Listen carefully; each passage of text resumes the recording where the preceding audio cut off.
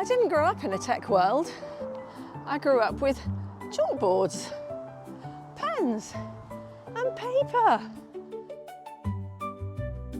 And there's weird purple photocopies, which always came out slightly damp for some reason. And the first computer I ever used, well, it was basically the size of a washing machine. I was studying languages and we had one computer assignment. One. We had to make a 3-language vocabulary on a floppy disk. Do you even know what a floppy disk is? And absolutely nobody knew what they were doing. So the one vaguely techie guy in the year did everyone's. And apparently that counted back then. So for most of my life, technology felt like something other people understood.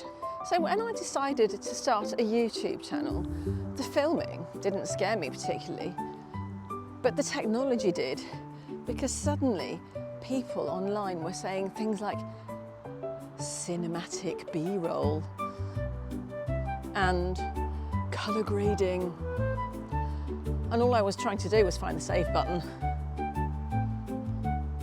But I couldn't let the idea go, because there was also a feeling that maybe life wasn't supposed to quietly shrink, that maybe Ryan Trahan and all the lovely 20-somethings weren't the only people allowed to have adventures. I mean, 2 years ago, I went mountain biking for the first time ever, flew down a mountain and survived. And something in me kept thinking, there are so many things left to do, places to go, stories to tell, questionable decisions to make. So I downloaded iMovie and immediately entered a very confusing era of my life. I imported photos instead of videos, lost audio, froze shorts, accidentally exported things sideways, which apparently matters. At one point I spent 45 minutes trying to centre subtitles and somehow made them worse.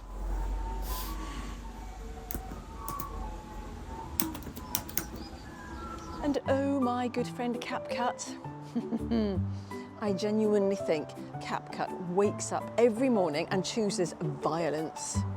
At least 40% of my editing process still involves Googling, why is CapCut doing that? And somehow my life now involves filming myself talking to a camera in supermarket car parks. I started understanding editing, and somewhere along the way, the thing that intimidated me most, I do actually enjoy. Not because I've suddenly become techie, oh no, but I just realised that life is out there. New things, new stories, new versions of yourself, maybe a little bit of reinvention. Too many people are massively underestimated. People who still want adventure, creativity, new beginnings, silly ideas. The videos, no, they're not perfect. I'm still learning. But that's the point, isn't it? You don't have to be good at something to start. You just have to be willing to look slightly ridiculous for a while. Hence, new glasses, like them. I'm getting good at being slightly ridiculous. So apparently, I'm a YouTuber now.